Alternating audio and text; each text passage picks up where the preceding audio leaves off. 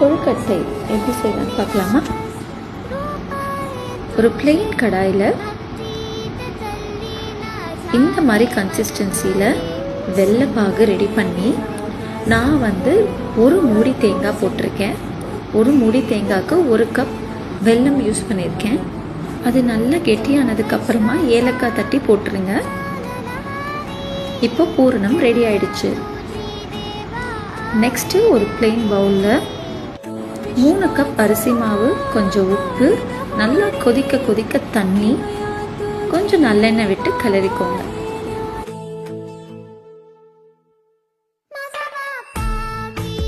வாங்க இப்போ கொழுக்கட்டைக்கு ஷேப் கொடுக்கலாம். நான் இந்த மாதிரி ஷேப்பில் கொழுக்கட்டை செஞ்சுருக்கேன்.